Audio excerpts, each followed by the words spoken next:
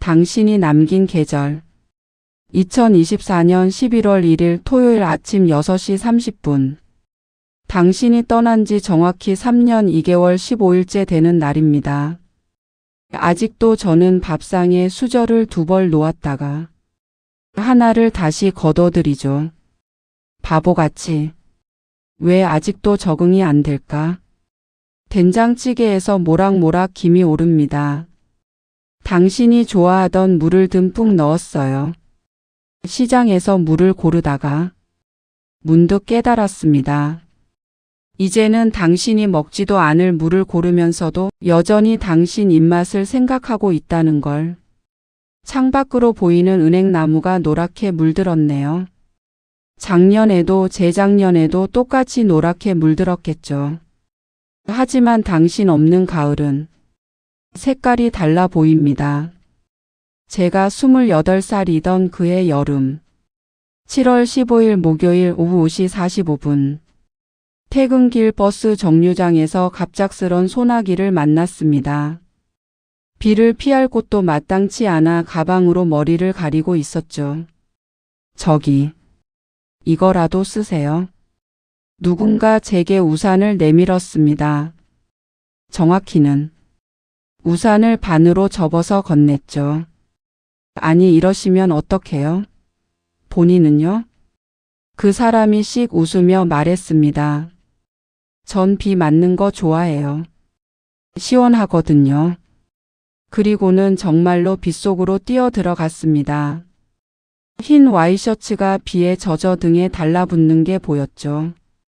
다음 날 같은 시간 같은 정류장. 어제 그 사람이 거기 있었습니다. 코를 훌쩍이면서 감기 걸리셨네요. 거짓말쟁이. 제가 손수건을 내밀었습니다. 라벤더 향이 나는 하늘색 손수건이었죠.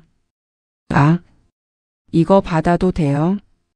빌려드리는 거예요. 빨아서 돌려주세요. 그게 우리의 시작이었습니다. 손수건을 돌려주러 온 날 당신은 떨리는 목소리로 물었죠. 혹시 커피 한 잔 하실래요?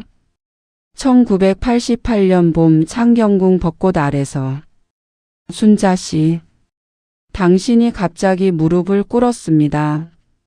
주변 사람들이 모두 쳐다봤죠. 뭐 하는 거예요? 사람들이 다 봐요. 봐도 돼요. 아니, 봤으면 좋겠어요. 당신은 떨리는 손으로 작은 상자를 꺼냈습니다. 월급 석 달치 모아서 샀어요. 작아도 진짜예요. 0.3캐럿 다이아몬드 반지. 햇빛에 반짝이던 그 작은 빛이 아직도 눈에 선합니다. 평생 행복하게 해줄게요. 나랑 결혼해 줄래요? 저는 울면서 고개를 끄덕였죠. 당신도 울고 있었습니다. 그해 10월 우리는 결혼했습니다. 변두리 투룸 전세방이 우리의 첫 보금자리였죠. 여보, 우리 방이 작아도 행복하죠? 당신이 있으면 어디든 궁궐이에요. 당신은 늘 그렇게 말했습니다. 진심이었다는 걸 이제는 압니다. 1992년 3월 5일 새벽 3시. 여보, 배가 아파요. 당신은 잠옷 바람으로 저를 업고 병원까지 뛰었습니다. 택시가 안 잡혀서 1km를 뛰었죠. 조금만 참아. 거의 다 왔어. 분만실 밖에서 당신은 10시간을 기다렸다고 들었습니다. 손톱을 다 물어뜯어서 피가 났더군요. 혜수가 우리 딸이야. 너 닮아서 정말 예뻐. 당신 목소리가 복도 끝까지 들렸다고 간호사가 전해줬죠. 그런데 5년 후 IMF가 터졌습니다. 1997년 12월 23일. 크리스마스 이틀 전 당신이 해고됐습니다. 미안해 혜수가. 당신은 처음으로 제 앞에서 울었습니다. 15년 다니던 회사에서 하루아침에 쫓겨났으니까요. 저는 당신을 꼭 안고 말했죠. 괜찮아요. 우리 다시 시작하면 돼요. 그날 밤 저는 화장실에 숨어서 울었습니다. 하지만 당신 앞에서는 웃었죠. 당신도 알고 있었을 겁니다. 제가 몰래 운다는 걸. 이력서를 쓰다 소파에서 잠든 당신. 담요를 덮어드리며 속삭였습니다. 당신, 우리 꼭 이겨낼 거예요. 1998년 겨울은 유독 추웠습니다. 여보, 오늘 저녁은 뭐예요? 김치볶음밥이요.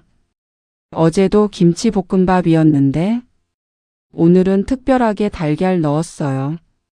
특별 메뉴죠. 우리는 서로를 보며 웃었습니다. 웃지 않으면 울 것 같았으니까요. 남편은 새벽 4시 공사 현장으로 일하러 나갔습니다. 우연히 잠든 남편의 손을 보고 마음이 아팠습니다. 손이 터서 피가 나도 절대 내색하지 않았죠. 혜수가 봐봐. 오늘 일당 5만 원이야. 봉투를 흔들며 웃던 당신.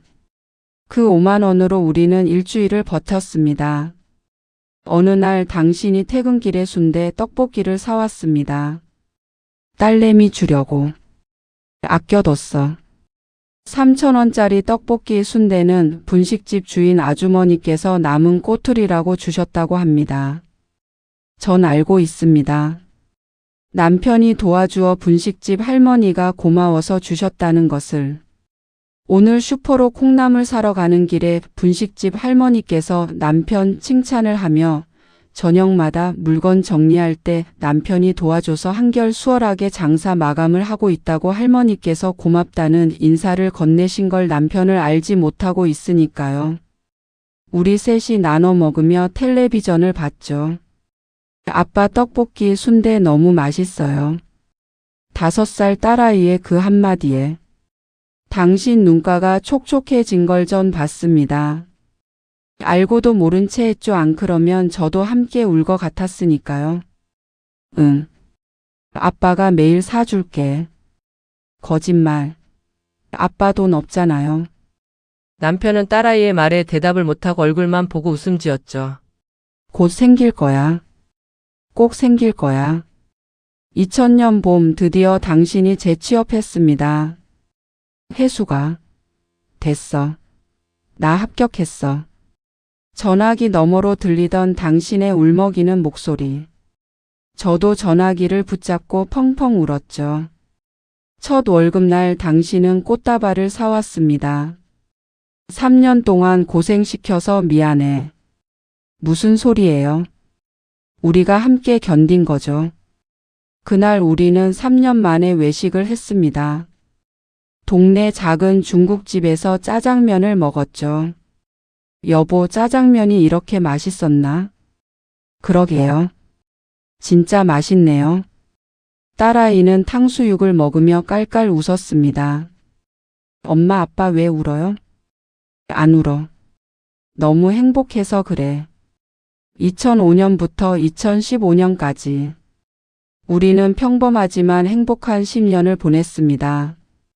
매일 아침 7시 당신은 출근하기 전에 꼭 저를 안아줬죠. 오늘도 사랑해. 나도 사랑해요. 매일 같은 인사였지만 한 번도 빼먹은 적이 없었습니다. 주말이면 우리는 근처 산에 등산을 갔죠. 여보, 힘들어? 아니에요. 당신이 있으니까 힘이 나요. 정상에 올라가면 당신은 꼭 사진을 찍었습니다. 또 찍어요? 응. 매번 다르잖아. 봐봐, 오늘은 구름이 예쁘네. 2010년 딸이 대학에 합격했습니다. 아빠, 엄마, 나 합격했어. 당신은 딸을 번쩍 들어 올렸죠. 허리가 아프다며 끙끙대면서도 우리 딸 최고야.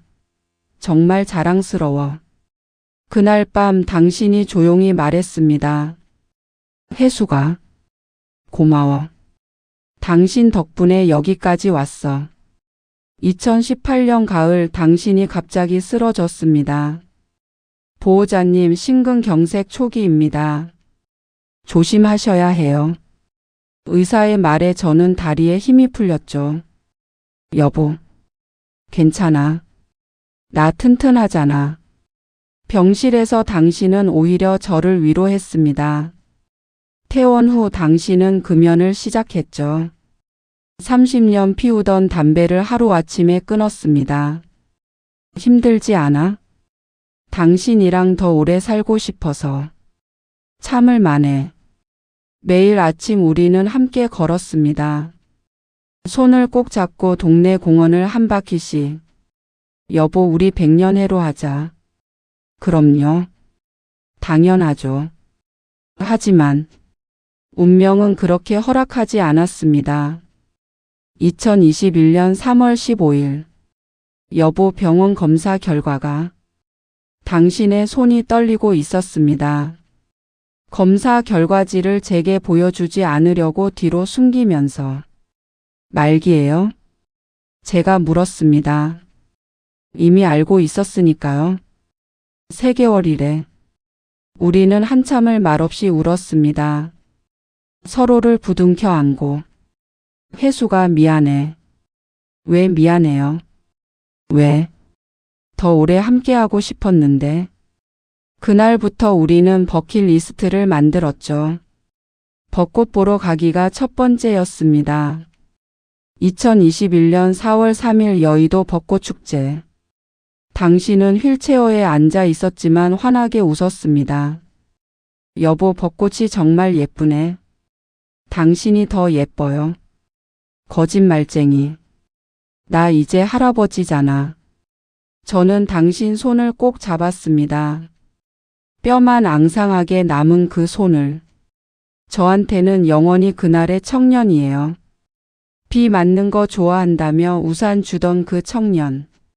당신이 울었습니다. 고마웠어. 정말 고마웠어. 나랑 살아줘서. 벚꽃잎이 바람에 날렸습니다. 분홍빛 눈처럼. 약속해줘. 나 없어도 행복하게 살기. 싫어요.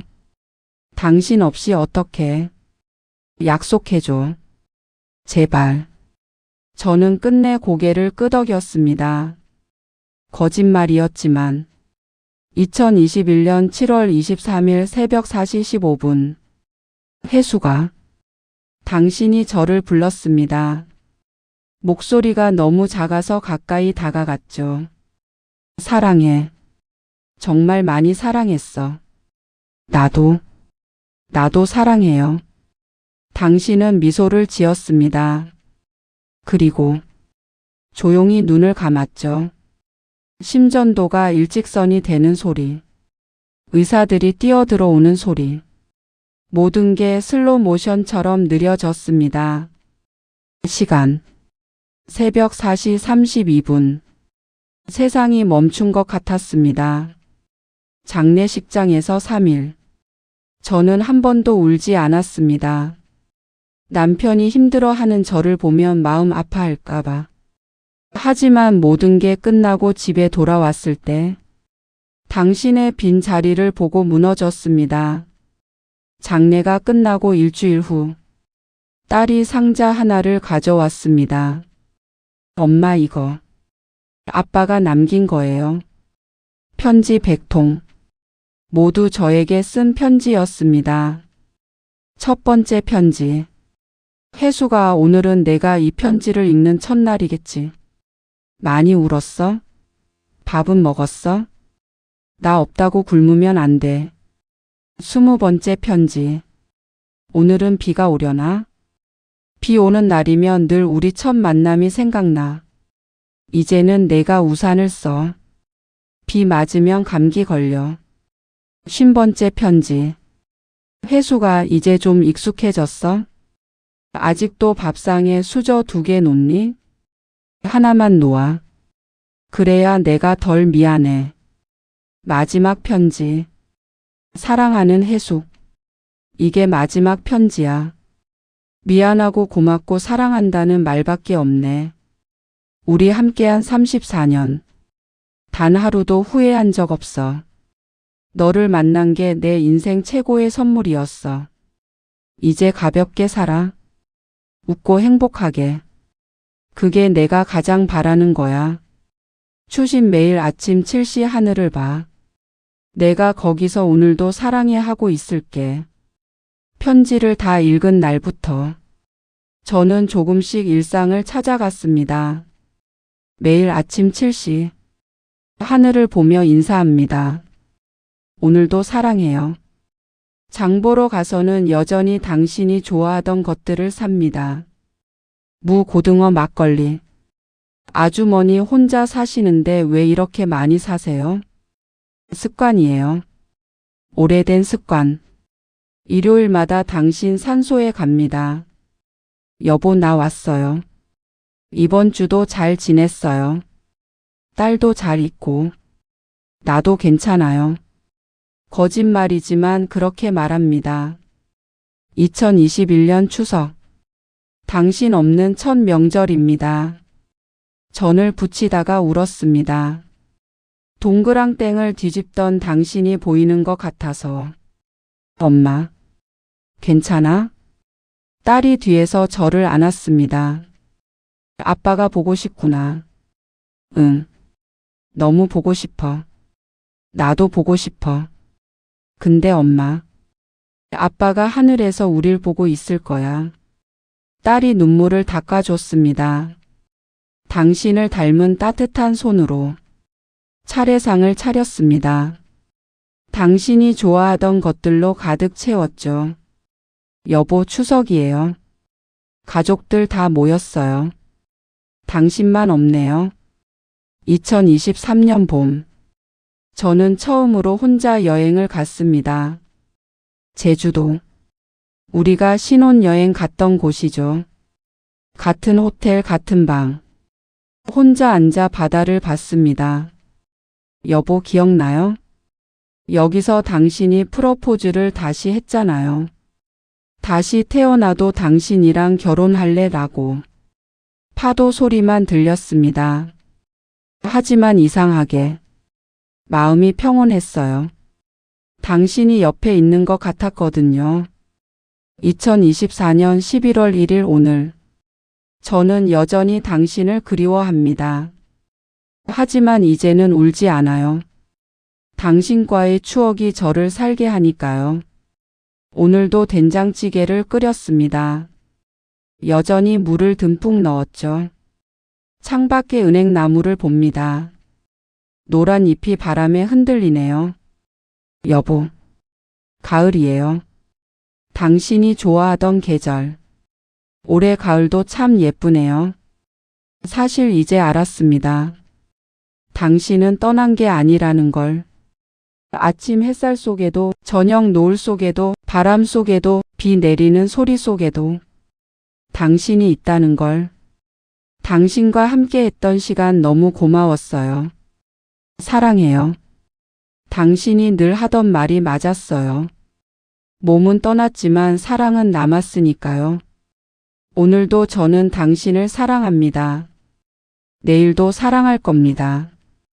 그리고 제가 그곳으로 가는 날까지 당신이 남긴 사랑 속에서 살아갈 거예요. 오늘도 사랑해요, 여보. 하늘을 올려다 봅니다. 구름 사이로 햇빛이 비치네요. 당신이 웃고 있는 것 같아요. 사랑하는 사람을 먼저 떠나보낸 모든 분들께 그리움은 사라지지 않습니다. 하지만 그것이 사랑의 증거입니다. 우리가 함께한 시간들은 영원히 우리 안에 살아 있습니다. 그것이 그들이 우리에게 남긴 가장 아름다운 선물입니다.